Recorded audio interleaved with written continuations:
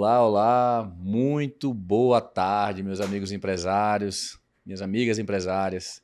Sejam muito bem-vindas a mais um BWA Cast. E aqui, mais uma vez, trazendo inovação, trazendo estratégia, falando sobre tributo. E hoje eu tenho a honra de receber um convidado super especial. Hoje eu estou aqui com o ministro Nardes, ministro do TCU há mais de 20 anos. Anteriormente, eu poderia dizer que um colega de profissão, contador também, né, ministro? E responsável por grandes vitórias aí nesse contexto político, grandes marcos na sua carreira, ministro. Mais uma vez, satisfação pelo seu tempo conosco aqui hoje, por poder compartilhar seu conhecimento com a gente aqui. O ministro vai poder contar um pouco da história dele aqui, desde projetos lá do Simples Nacional lá atrás. Então, ministro, sem mais delongas, por favor, de cumprimento. Obrigado, André. É uma satisfação falar contigo. Essa empresa tão prestigiada que você comanda, tanto aqui em Brasília como em São Paulo, em várias partes do país. Meus cumprimentos pela liderança e especialmente de um tema muito inóspito, né? Que é a questão da tributação. Ninguém gosta de pagar impostos. E quando eu comecei esse movimento lá atrás, especialmente para discutir a tributação, eu me recordo que, como contador, eu tinha que pagar 12 tributos. E com a lei do Simples, que eu tive a iniciativa de iniciar um movimento para simplificar a vida dos pequenos empresários, a gente conseguiu simplificar de 12 tributos no imposto só, que o Simples. Começamos em 96, isso foi uma longa caminhada. Eu devo ter tido mais de 50 reuniões com o Everardo Marcelo, que era o secretário da Receita na época.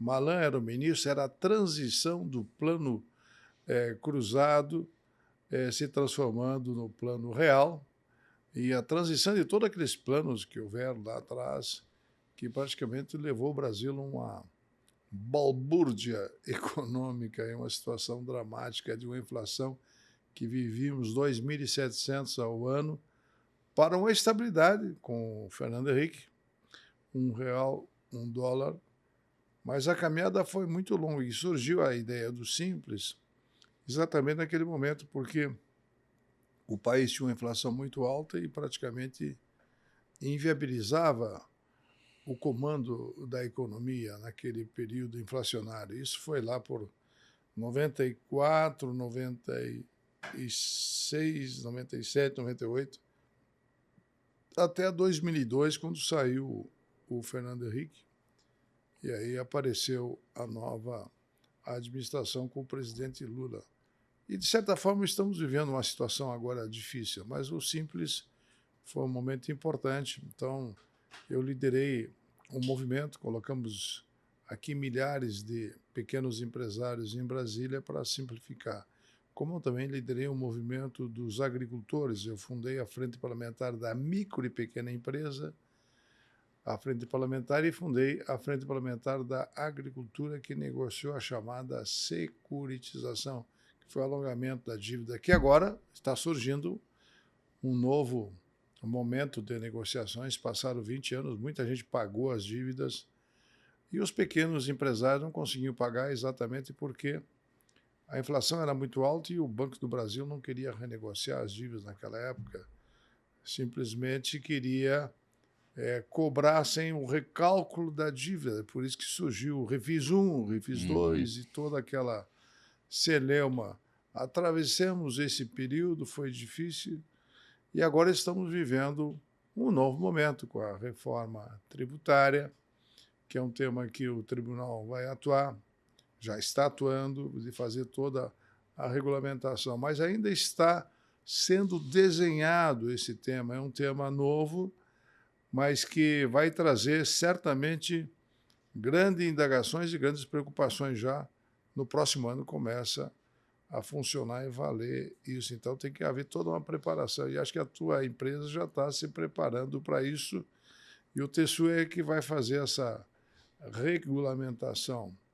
Os temas são muito inéditos, né? Vai ter um ineditismo aí em relação à tributação, de como fazer com que isso possa acontecer.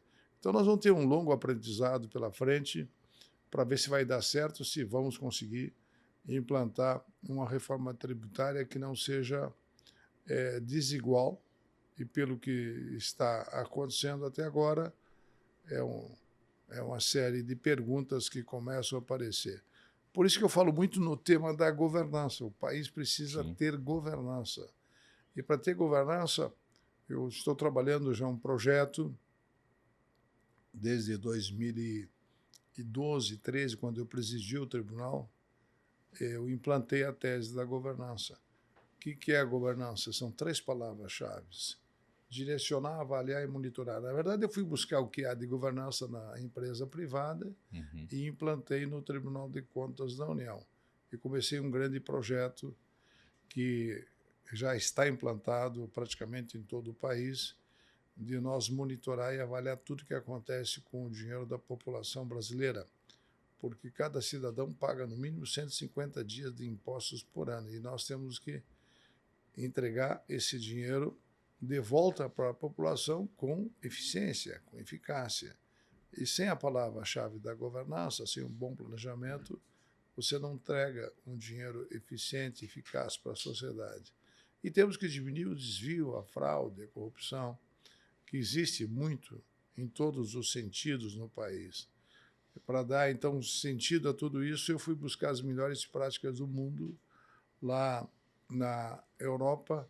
Em 2015, eu consegui terminar esse projeto. Comecei em 2012, na minha gestão de presidente, de vice-presidente, depois presidente, implantando a tese da governança na nação brasileira. Já publiquei 4 livros sobre o tema. E, para poder funcionar a reforma tributária, se não tiver uma boa governança, o povo perde a confiança. E, quando o povo perde a confiança, ele perde a coragem de investir. Então, com boa governança, a gente pode evitar a situação de desconfiança que gera, especialmente para quem é um pequeno empresário. Por isso que eu trabalhei lá a Lei do Simples, simplificar as micro e pequenas empresas. Perfeito. Para que a gente possa trabalhar e melhorar o Estado brasileiro. Então, esses são os desafios que nós temos pela frente: implantar a governança nos estados. Implantamos em alguns. Em São Paulo, nós implantamos uma parte. Eu tive com o Tarcísio várias vezes. No Paraná, implantamos com o Ratinho.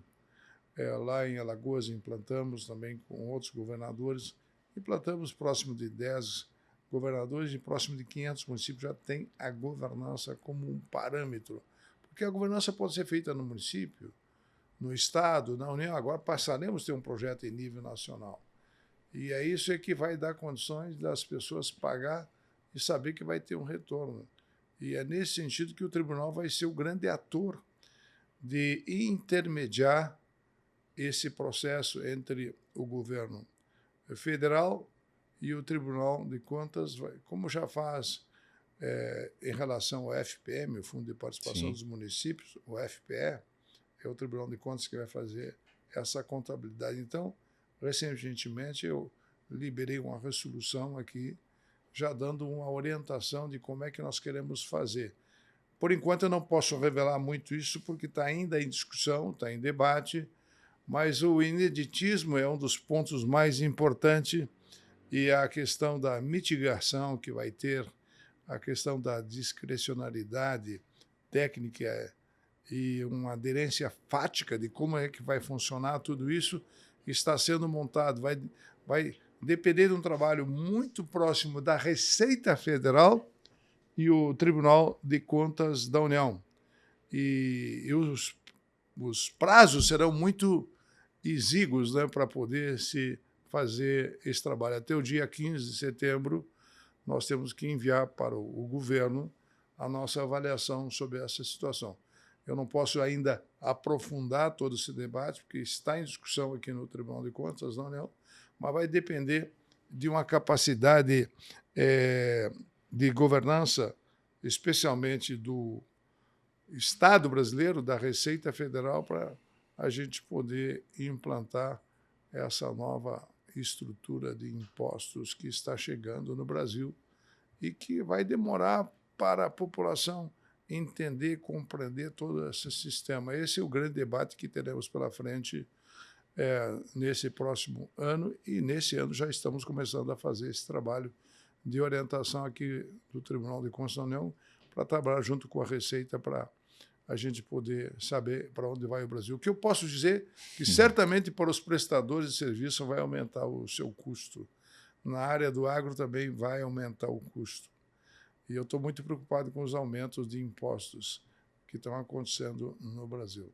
Então, são muitos desafios que temos pela frente. Pois é, ministro. Está todo mundo preocupado, todo mundo, por que não dizer, ansioso, para saber o que teremos pela frente dos próximos anos. Mas o senhor colocou alguns pontos que eu entendo que são muito relevantes. Primeiro, o senhor falou de governança, e quando a gente olha para o senhor falou que pegou como referência o mundo privado, né? O senhor fala uma frase que eu também falo muito: ninguém gosta de pagar imposto, mas pouca gente realmente se dedica a enxergar o custo tributário que está vivendo. O brasileiro, o empresário, na média, olha pouco para planejamento tributário. Eu acho que a gente vai viver um momento que vai exigir muito, não só das contabilidades, dos advogados, mas sim dos empresários, de todo o corpo técnico da empresa, entender dessa nova sistemática, para evitar justamente desperdícios, como o senhor bem colocou. Alguns setores, sim, vão ser mais prejudicados, entre aspas, vão sofrer um pouco mais com carga tributária, e é o esforço de gestão fiscal e gestão operacional que vai fazer com que eles efetivamente consigam ali sobreviver ou minimamente performar, porque quando se tem dentro de um ecossistema a redução de alguns competidores, naturalmente o seu espaço acaba crescendo, né? O senhor colocou um outro ponto que eu considero que é muito importante e faz parte da própria questão da reforma.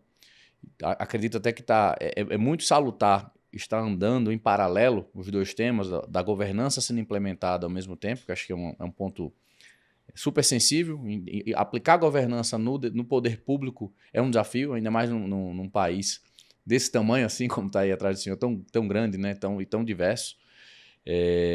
Mas fundamental dentro do novo modelo em que foi criado, no qual a própria alíquota da reforma ela pode ser alterada dentro desses próximos anos de acordo com a arrecadação, com o PIB do país. Então, tudo vai estar muito atrelado. Então, acho que a gente acaba dando um novo passo. Eu queria que o senhor comentasse um pouco sobre isso, dessa necessidade entre equilíbrio de governança e carga tributária. A minha preocupação é que o Brasil não está num processo de diminuição de impostos. Nós estamos num processo de aumento de impostos, especialmente nessa reforma tributária Perfeito. que está sendo feita. E isso me preocupa muito, o custo do Brasil.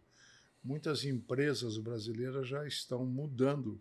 Nós temos notícia que lá no Sul mais de 250 empresas estão indo para o Paraguai e algumas empresas de outros pontos do Brasil, porque a tributação deles é mais baixa. Os americanos têm uma tributação mais baixa. Nós estamos agora discutindo esse tarifaço exatamente porque os americanos se entendem e se sentem prejudicados pela forma como o Brasil atua, não seguindo as regras comerciais que estão estabelecidas. E, com isso, o tarifaço vem para tentar equilibrar, porque nós não temos uma regra com estabilidade.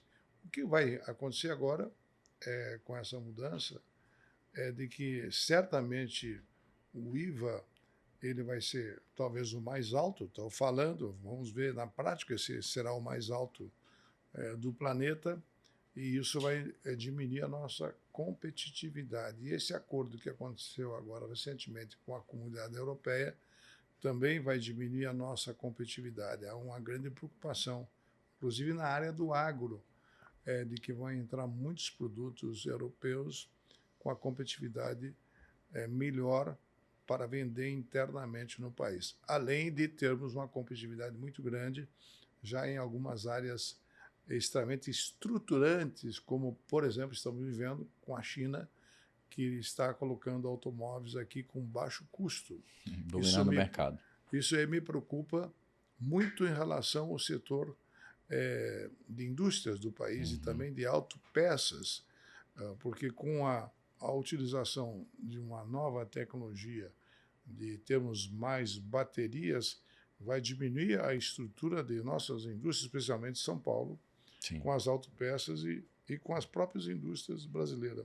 Então, o mundo está se transformando muito competitivo. Eu me recordo do tempo que eu morei no Japão, lá nos anos 83, que lá naquele período já os japoneses estavam dominando o mercado de automóveis pela robotização.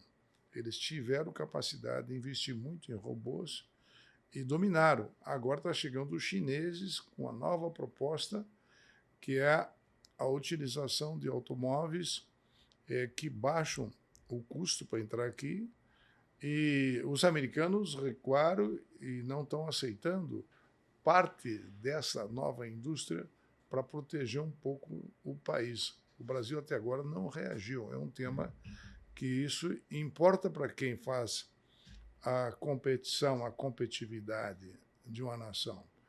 E isso pode impactar a empresa nacional e nós podemos perder muitas indústrias com a entrada dos chineses com esse automóvel mais barato. E aí nós temos que valorizar o biodiesel, valorizar o produto de álcool. O hidrogênio, né? E aí é importante termos essa estratégia. Tudo isso impacta na economia e na geração de empregos. Mas o desafio maior do país, eu continuo acreditando, por isso que eu escrevi um livro, da governança e esperança.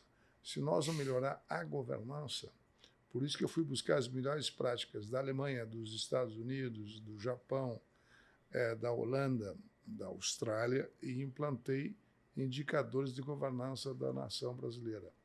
Porque o país gasta muito dinheiro, especialmente por obras ainda inacabadas, por prédios abandonados, por não ter uma política estratégica que possa ter uma eficiência e uma eficácia para o Estado brasileiro apresentar o que ele cobra de impostos de forma mais eficiente para a sociedade. E me preocupa muito outro tema muito importante que eu vou trazer aqui, que agora recentemente nós discutimos, que é a questão da Previdência. Sim. A Previdência, nós estamos vivendo um momento muito difícil. O déficit esse ano, nas contas que a gente analisa todos os anos, a gente dá um parecer. Eu fiz aquele parecer lá atrás, que deu o processo de impeachment da Dilma, não que eu quisesse fazer um impeachment contra a Dilma, mas é que ela usava dinheiro dos fundos de Previdência sem autorização do Congresso. Ficou conhecido como as pedaladas fiscais. Sim. E ali levamos uma perda no crescimento do PIB durante 3 anos de 8% praticamente.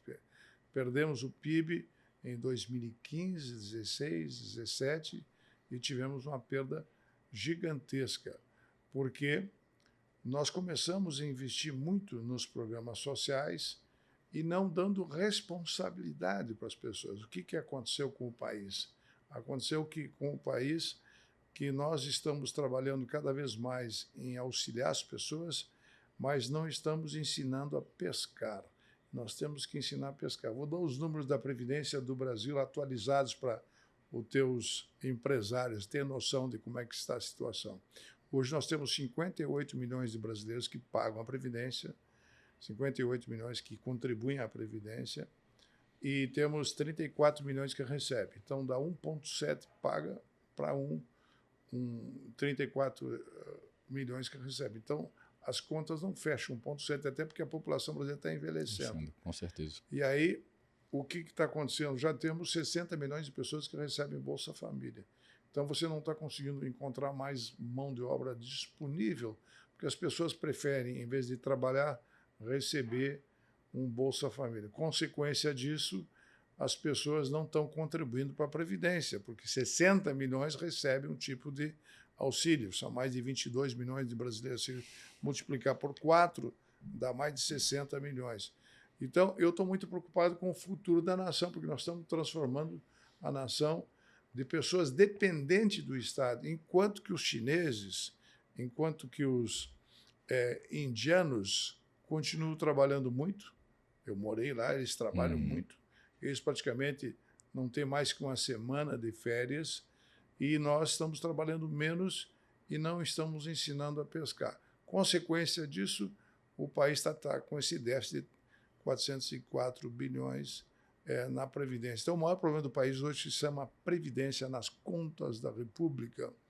E por isso que eu fiz a lei do Simples lá atrás, porque paga sobre o faturamento e não sobre a folha de pagamento, o que pesava muito para o empresário, que ele tinha que pagar sobre a folha de pagamento. No momento que a gente passou a cobrar sobre o faturamento, e a gente começou com Simples, nós começamos com 600 mil empresas, hoje nós temos 23 milhões de empresas que estão classificadas como micro e pequenas empresas, MEI, enfim, deu uma alavancada para a contribuição das pessoas ter uma carteira assinada. Mas nós temos que resolver agora que o custo está aumentando porque boa parte das pessoas não querem mais trabalhar. Então, quem paga é quem está empregado. O senhor que está me vendo aí, que paga o imposto, o senhor está pagando para as pessoas que recebem a Bolsa Família, que muitas vezes merece, por um período de 3 anos, 5 anos. Mas tem gente já celebrando 25 anos de Bolsa Família. É um absurdo. Aí fica fora do mercado, porque não precisa trabalhar. E aí tu torna uma pessoa dependente do Estado. Isso me preocupa muito na nação brasileira. Eu acho que tem... ainda tem um outro reflexo sobre isso, né? Porque se eu não trabalho, eu inflaciono o país. Se eu não acompanho, principalmente hoje, com a mudança tecnológica toda, a necessidade de mudança de habilidades, inteligência artificial, a minha volta para o mercado de trabalho fica cada vez mais distante. Então, vamos pensar 15 anos atrás, se eu estava fora do mercado por 1 ano ou 2 e voltasse, tentasse me realocar, já existia uma certa diferença em termos de conhecimentos necessários. Se a gente falar isso em 1 ano, hoje em dia, talvez a minha função nem exista mais com a implementação da inteligência artificial. Mas, voltando... Está havendo uma mudança, né? Isso já vem acontecendo há muito tempo, né? Sim.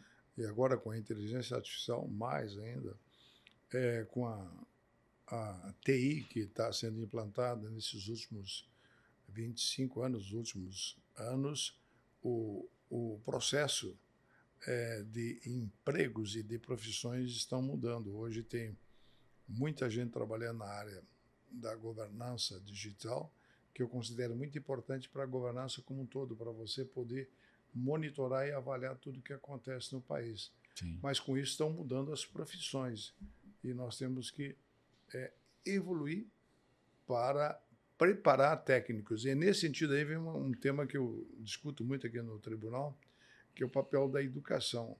A nossa educação tem que estar mais aprimorada para acompanhar essas mudanças que estão acontecendo no mercado de trabalho em relação a algumas profissões que estão desaparecendo e surgindo novas profissões. Então, hoje, por exemplo, os influencers têm um papel muito importante na comunicação. Sim. E quase todos estamos trabalhando com a digitação. E nas auditorias que nós temos feito aqui no Tribunal de Contas sobre a educação, nós sentimos que o Estado brasileiro não está conseguindo acompanhar as mudanças que estão tendo no mercado de profissões e nós temos que nos adaptar.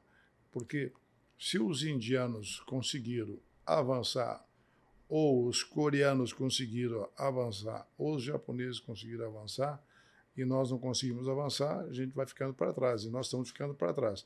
Na parte de transporte, eu não tenho dúvida que nós estamos para trás, porque em 83, quando eu fui para o Japão, eu andava lá de trem-bala, e na Europa, quando eu morei lá nos anos 80, eu já andava de TGV, de trem de grande vitesse, de trem de grande velocidade.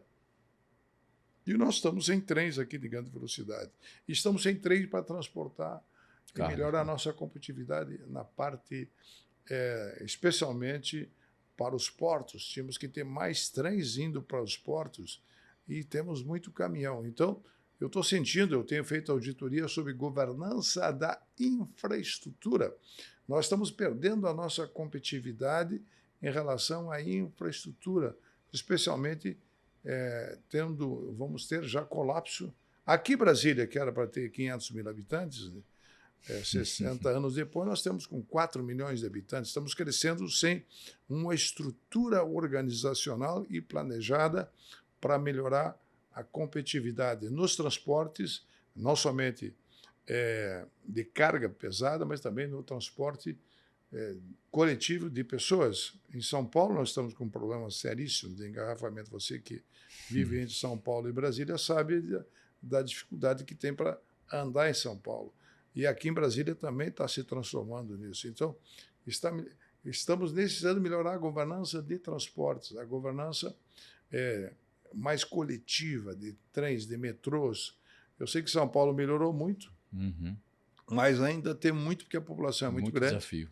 E estamos vivendo outro problema seríssimo atualmente em São Paulo, que até eu sou relator, que devo tomar umas decisões nos próximos dias sobre a concessão da energia elétrica, da Enel. Está comigo um processo que eu devo definir nos próximos dias.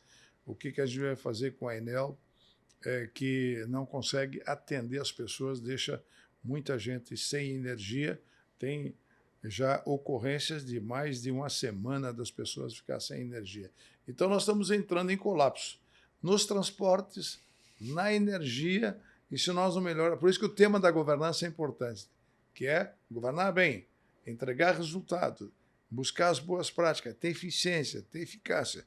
Esse tema é central para quem paga os impostos e quer retorno para a sociedade. Perfeitamente, Benício. O senhor colocou 2 pontos que eu acho que eles são bem pertinentes.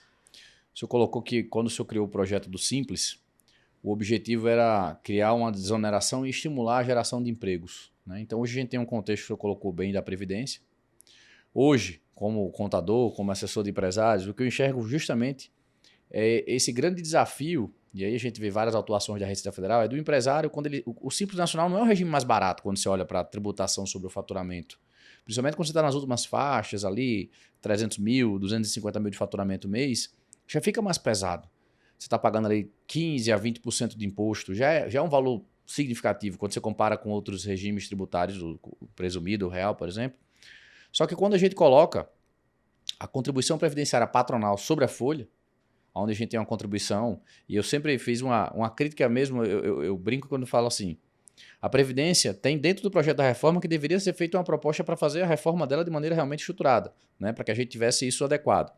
Imagina que eu, como contribuinte individual, posso pagar 20%. Mas quando eu faço isso via empresa, eu sofro meu desconto lá, 8% a 14%, e ainda a empresa ainda paga mais 20%, e ainda paga mais o 5,8% do Sistema S, ou outra alíquota ali parecida com isso, e mais o seguro de acidente de trabalho. Então eu vou sair de uma alíquota que eu sozinho como individual contribuiria com 20% para me aposentar, e eu na qualidade de contribuinte total, considerando o que eu pago mais o que a empresa paga, a gente tem uma carga que vai passar ali às vezes dos 40%. E ainda assim a conta não fecha. Então a gente tem um problema, de fato, causado pela falta de governança, porque apesar disso tudo, né, dessa carga tributária, que as empresas que estão fora do Simples recolhem, a gente ainda não consegue ter um equilíbrio da conta pública. É verdade. E eu acabo gerando um outro problema maior, é porque o empresário acaba criando empresas no Simples que não deveriam ser simples para tentar fugir dessa carga tributária, acaba sendo autuado, então eu gero um problema que depois vai repercutir na vida do empresário, na economia, na máquina pública, porque a Receita Federal vai fiscalizar para poder multar, e a gente não tem isso, e tudo por um processo que poderia ter sido sanado a partir da governança inicial. Né? É verdade. Falando em questão tributária, em nível nacional, vou trazer uns números para os teus clientes e para teus ouvintes e telespectadores. Hoje nós estamos com uma dívida de 10 trilhões e nós estamos passando já dos 78% chegando a 80%. Em 2035 nós vamos passar de 100% de dívida do produto interno bruto. Então nós estamos caminhando para uma situação de praticamente de colapso em relação ao custo Brasil, e por isso que 80% da população já está endividada no país, porque as taxas de juros estão exorbitantes. As taxas de juros em algumas áreas, especialmente no agro, eles já estão pagando 18%, 22%. E isso é inaceitável. Agora saiu um projeto para fazer essa negociação da securitização, de alongar a dívida dos agricultores, mas acontece que tem um fato novo que está pesando, especialmente no agro, em São Paulo, no Brasil todo, que é a questão climática que afeta muito o produtor rural.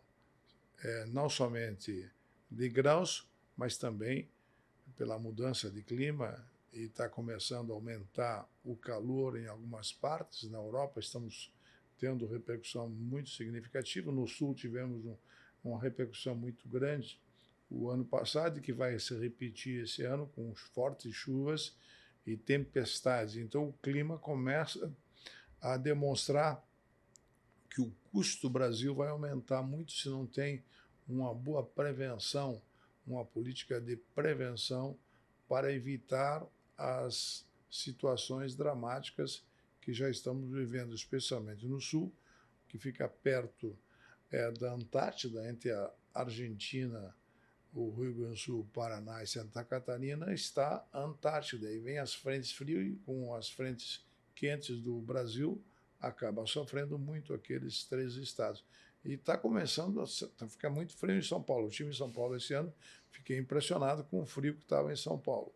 Então, isso também afeta a economia, afeta o agro e afeta a questão da necessidade de um desenvolvimento sustentável. Eu tenho trabalhado muito essa tese do desenvolvimento sustentável. Por isso que eu criei indicadores de governança de desenvolvimento sustentável no Brasil. Comecei em 2012, 13, 14, a fazer as primeiras auditorias para avaliar a questão climática e criamos indicadores para poder avaliar o clima. Porque quando um agricultor investe na atividade agrícola e tem muita produção de laranja em São Paulo, que está já se deslocando aqui para essa região central, muita gente chegando de São Paulo para a região de Brasília, Centro-Oeste, Minas Gerais, para plantar aqui. O clima é mais estável. Lá no sul, o clima é mais forte, mais violento, com tempestades. Então, começa a ter um efeito a questão climática no Brasil. Na Espanha, agora, queimado em todas as partes. Em outras partes do Brasil vai ter seca. Então, o Nordeste, esse ano, a previsão é uma seca muito forte. Então, perda dos agricultores lá já acontece, mas agora de forma mais rigorosa. Mas também a questão climática está afetando os rios lá na região amazônica estão secando. Aí acaba o transporte fluvial, que é a única forma de se conduzir. Então, o planeta começa a reclamar por não termos uma política de desenvolvimento sustentável. Isso tudo tem que ser avaliado pelos empresários que investem, porque ele quer fazer investimento, mas ele quer ter a segurança de que onde que ele vai investir. Vai dar retorno. E especialmente na política habitacional.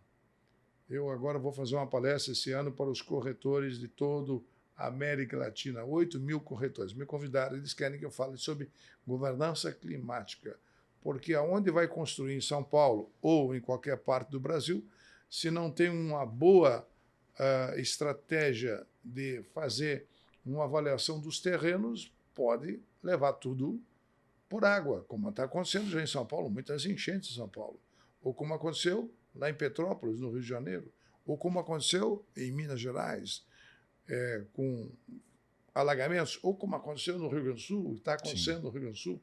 Então, a questão climática também começa a ser avaliada. Então, aí entra uma das ferramentas da governança que eu queria trazer para você discutir com teus clientes. Se chama avaliação de risco. Aonde que eu vou montar minha empresa, se eu tenho capacidade de, antes de montar a empresa, eu utilizar as ferramentas da governança aqui, além da transparência que o Estado tem que ter, e o Brasil tem pecado muito por não ter transparência, os escândalos que estão aí, e também a questão da avaliação do risco, que é outra ferramenta muito importante que os ministérios têm que ter, mas também o empresário tem que ter. Nós estamos diante de uma avaliação de risco muito importante agora em São Paulo. Algumas empresas estão indo embora. A Ford perdeu boa parte da estrutura aqui e estão chegando os chineses. Land Rover foi embora também agora, né? Qual é a empresa? Land Rover. Land Rover. Também foi embora. Então, a avaliação do risco dos empresários nos investimentos que levam em consideração, além da questão climática, também a questão econômica, a competição com os chineses que estão tendo algum tipo de incentivo que os outros empresários não possuem. Isso vai afetar, sabe quem? Especialmente os funcionários empregados que trabalham nessa área de indústria de peças e especialmente de fabricação de automóveis. Isso é uma questão que eu já começo a alertar o país, que o país tem que ter um cuidado. Os americanos já estão se protegendo, não estão deixando entrar os chineses. Essa é uma questão que nós temos que ficar atentos. Ministro, o senhor comentou muito bem sobre essa questão de avaliação de risco e da entrada de players estrangeiros que vão mudando o nosso perfil econômico, né, em termos de composição e de matriz industrial e tudo mais. Mas a reforma também, a reforma tributária, ela vai acabar mexendo muito com a composição demográfica empresarial do país, vamos dizer assim, a nível de investimento e avaliação de risco, né? Eu acho que a gente tem uma mudança econômica, seja na perspectiva pública, seja na perspectiva privada, e uma coisa tem relação com a outra, obviamente, porque com a arrecadação para o destino, isso tudo muda, até mesmo no próprio orçamento de cada ente federado, do quanto que cada um dispunha de receita no modelo atual para o novo modelo. Muda na decisão do empresário, que antes, até então, escolhia o seu local de implantação, muitas vezes atrelando o custo logístico ou a oportunidade comercial, mas muito a oportunidade tributária também. E isso vai se esfarelando agora, nos próximos anos, com a questão da reforma. E qual a sua perspectiva e análise a respeito desse modelo? Porque, de fato, a gente sai de um modelo em que eu arrecado aonde eu vendo para o arrecado para onde eu vendo. Isso muda todo o orçamento de qualquer gestor público. Eu sei que tem um processo de transição, uma tentativa de equilíbrio sobre isso, mas a gente vai ter um impacto, ainda que seja no médio prazo, muito significativo. Então, eu queria ouvi-lo. Em relação a isso, tem um item nesse trabalho que nós estamos fazendo aqui, que tem que compensar aqueles que vão perder. Está na nossa obrigação de fazer essa transição, de criar uma compensação, especialmente para os municípios que serão mais afetados. Caberá ao tribunal de fazer. Aí nós temos que criar, tem que ver como é que vai vir a metodologia do governo, da Receita Federal, do Ministério da Fazenda, para que a gente possa fazer esse ajuste de não ter perdas significativas na mudança da cobrança, que antes era da origem, destino, e como é que vai ficar isso. Então, caberá ao tribunal discutir com a Receita Federal e terá que ser enviada uma metodologia. O que eu posso te afirmar, que no relatório que eu fiz inicial, é que nós vamos ficar muito atentos para não acontecer as injustiças. E outra questão que está no meu relatório é que nós não possamos aumentar os tributos e fazendo essa distribuição de forma equânime para o conjunto do país. Isso está no nosso relatório, que eu estou trabalhando com a equipe técnica do tribunal, para que o tribunal que vai fazer esta divisão e esta implementação, essa divisão de tributos, para não haver injustiça no conjunto da nação. É uma das preocupações que está na resolução que eu já apresentei no tribunal e que nós estamos discutindo e que vamos receber essa metodologia do governo. E aí vai ser muito importante um conselho que será criado, que centraliza mais em Brasília, de representação dos municípios, dos estados e da própria União. Então, esse conselho terá um papel muito importante para dirimir essas dúvidas. Mas, quando chegar no tribunal, o tribunal vai tentar evitar as injustiças que possam ocorrer. Não é uma questão fácil, Não. Porque vai ter também a participação política dos interesses políticos de cada região, de cada estado, que passarão a perder um poder que tinham anteriormente e que agora muda, centrando mais o poder em Brasília em detrimento dos estados e dos municípios. Isso me preocupa muito, porque as pessoas vivem lá na ponta e não vivem aqui em Brasília. E cada vez se centraliza mais o poder em Brasília em detrimento dos estados e dos municípios. Viveremos alguns anos de certos grandes desafios, né? Eu imagino que nessa conta, até para esclarecer para os nossos empresários aqui, imagino que vai se tentar manter um equilíbrio pelo que se arrecada hoje, mas no curso dos anos, né, a gente tem uma transição bem longa, não só até 2033, mas se não me engano até 2077, pelo que está na lei lá nessa questão dos repasses. Naturalmente, algumas empresas vão mudar de lugar. Então, imagina que eu tenho, por exemplo, uma quantidade X de concentração em empresas no Nordeste, por exemplo, em virtude dos incentivos fiscais que existem, e que elas entendem que, operacionalmente, até por esses desafios de infraestrutura que existe hoje dentro do país, logístico e tudo mais, seria mais interessante, por exemplo, estar próximo a São Paulo, porque a sua planta principal seria lá, por exemplo. Então, na hora que várias empresas saem dessa posição e se deslocam de novo para o sul, sudeste, enfim que seja, eu tenho uma necessidade de imigração de pessoas também em virtude da necessidade de empregos. Consequentemente, muda também o perfil do consumo, porque quem estava consumindo lá passa a consumir aqui. E se eu mantenho a arrecadação lá, eu começo a criar uma disfuncionalidade. Então, acho que tem um desafio para o empresário observar essa movimentação na hora de investir. Tem um desafio para o governo acompanhar essa mudança, né, de comportamento também, de arrecadação, de PIB por estado, vamos dizer assim também. Então, acho que vai ser um desafio ali. Vai ser um desafio muito grande. Já está acontecendo esse desafio. Eu conheço todo o Brasil, eu percorri o Brasil já várias vezes. Eu já fui produtor rural lá na região de Minas Gerais. Hoje eu sou produtor em Minas Gerais, mas já fui produtor no Sul e já fui produtor no Mato Grosso. Hoje o Mato Grosso vive uma situação de desenvolvimento diferenciado do Brasil. Os dois Mato Grosso, todo o Mato Piba, né, toda essa região do agro que cresceu e está gerando muito empregos decorrente da transformação industrial que está acontecendo com o agro no Mato Grosso, na produção, por exemplo, de etanol de milho, nos dois Mato Grosso, ou no Centro-Oeste. O próprio Piauí melhorou muito o desenvolvimento agrícola. Até eu dei uma contribuição, levei 200 famílias do Sul lá para Uruçuí, lá tem a Nova Santa Rosa. Uhum. E agora, recentemente, eu também descobri na Bahia a Nova Panambi, que é um grupo de agricultores que saíram lá do Sul, de alemães, e que vieram para o centro da Bahia. E aí começa a se formar indústria nessas regiões. Agora, com a tributação, como é que vai ficar essa questão? Ainda é uma interrogação. Aí é a tua pergunta, né? Como é que vai ficar? O que nós estamos sentindo, e aí o país tem que se preparar, e cabe ao Congresso, cabe ao governo, a melhorar a nossa competitividade, porque o Paraguai está atraindo empresas. Recentemente, uma das Guianas começou a levar agricultores para lá, porque tem incentivos e impostos mais baratos que a gente. Então, nós estamos começando a criar uma competitividade interna do Brasil, e os deslocamentos de desenvolvimento para cada região, que estão crescendo mais em detrimento de outras regiões, a tendência é diminuir os grandes centros e aumentar uma distribuição da população no conjunto do país. Ou seja, nós temos uma descentralização.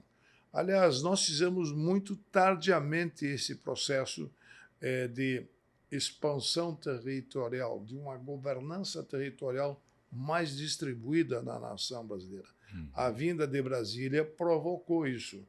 Quando o Getúlio Vargas começou lá em 43 uma marcha para o oeste, começou a trazer agricultores do sul para cá, e depois, quando o JK trouxe Brasília para cá, que praticamente completou o ciclo de uma distribuição territorial para o centro do país. Só que nós estamos fazendo isso muito atrás dos americanos. Os americanos começaram isso lá no faroeste, lá nos filmes de mocinhos, quando eles migraram à busca de terras. Nós começamos a fazer isso há 40, 50 anos atrás, migrando o pessoal do sul. Mais de 5 milhões de gaúchos saíram, catarinenses, paulistas, depois mineiros e paulistas, e que foram para essas regiões novas. Então, isso uma migração que acontece decorrente da estratégia que o país possui. Quando eu montei o projeto de desenvolvimento do tribunal para criar auditorias coordenadas que não tínhamos, é montar uma metodologia para implantar um tipo de metodologia em cada região e priorizar temas centrais em regiões para fazer uma expansão territorial e distribuir territorialmente a população do Brasil, porque no início nós éramos lá em Salvador, Recife, Rio de Janeiro, todo mundo na costa, São Paulo, enfim, ali todas as praias sempre era o que predominava. Hoje o Brasil está mais se interiorizando e fazendo uma distribuição territorial. Mas nós temos que também fazer uma governança do solo e da terra e trabalhar essa governança do solo e da terra para melhorar o desempenho e a competitividade da nação. E nós temos que melhorar uma melhoria da governança da infraestrutura de trens, de hidrovias para melhorar a nossa competitividade. Eu sempre comparo o que os americanos gastam, o que os russos gastam, o que os asiáticos gastam para melhorar a competitividade em termos de hidrovias e ferrovias. Isso a gente tem que estar permanentemente fazendo. O que está faltando para o nosso país, na minha visão, de quem analisa as contas e analisa tudo que acontece no país, é uma visão de estadistas. Nós pensar de forma de nação e não em campanhas eleitorais somente. Não fazer projeto para ganhar voto. Tem que fazer projeto para a nação se desenvolver. Como estão fazendo os países asiáticos. Nós temos grandes desafios pela frente. Nós estávamos na frente da China. Nós estávamos na frente da Índia. Nós estamos na frente de várias nações. A Indonésia já vai nos passar. Já está com uma população próxima de 300 milhões. E se nós não cuidarmos, vamos perder terreno para a Nigéria e outros países da África, que está crescendo muito a população. Então, está faltando projetos estratégicos na nação. Eu me preocupo, por isso que eu criei uma rede de governança Brasil. Eu tenho 600 voluntários que a gente discute para onde vai a nação. E discute sobre infraestrutura, sobre saúde. Por que a saúde está mal atendida? Aqui em Brasília tem dinheiro sobrando, mas não tem governança de pessoas, não tem governança de médicos adequados, não tem governança de enfermeiros, não tem governança de pessoas. Então, os chineses já estão avançando e usando robô para tudo isso. Nós não conseguimos avançar. Então, tem as pessoas morrendo já nas filas por falta de uma governança de pessoas adequada. Então, tudo isso tem que ser inserido na discussão na nação brasileira para melhorar a estrutura do país, para melhorar a sua competitividade e entregar resultado para uma sociedade. Se entrega quando tem eficiência, eficácia e efetividade. E para ter eficiência, eficácia e efetividade tem que ter o quê? Uma boa governança, para melhorar a gestão. Porque gestão é uma coisa, governança é outra coisa, é visão macro. A gestão é entregar, através do planejamento da organização, e ter uma estrutura tática para você poder apresentar resultado. Lá na prefeitura tem que ter uma boa gestão tática nas secretarias ou no governo dos estados, do município, tem que ter uma boa gestão tática. Como tem que ter um empresário, quando ele cuida da sua empresa, ele tem que sempre estar melhorando e aperfeiçoando o seu pessoal para poder apresentar o resultado e competir melhor com o outro. Só que no privado, as empresas, quando vão mal, quebram.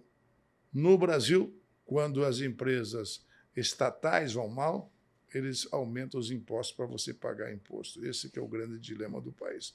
O Estado é muito acomodado e muito incompetente na entrega do resultado. E quem paga a conta é o cidadão. É verdade, ministro. Muito obrigado, ministro. Vamos chegando ao fim desse momento hoje. Queria agradecer demais o seu tempo compartilhado, o seu conhecimento a respeito de tanto tempo à frente de uma casa como essa, tomando conta das nossas contas, literalmente, zelando por elas, vamos dizer assim. E gratidão demais por esse momento. Queria deixar para o senhor se despedir da nossa audiência, colocar suas palavras finais.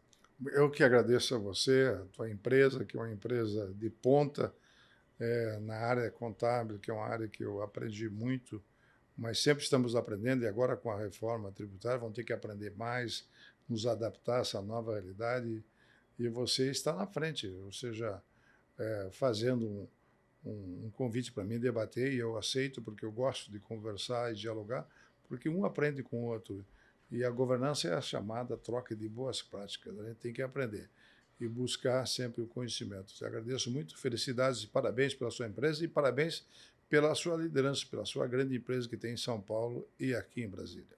Obrigado, ministro. Meus amigos empresários, até o próximo episódio. Espero que tenham curtido esse momento. Compartilhem esse momento com outras pessoas, que elas possam entender mais o quanto que a falta de governança pública impacta na vida da gente empresário, impacta na nossa arrecadação e transforma o nosso dia a dia em muito mais trabalho, mais desafio, mais problema para resolver. Conta com a gente.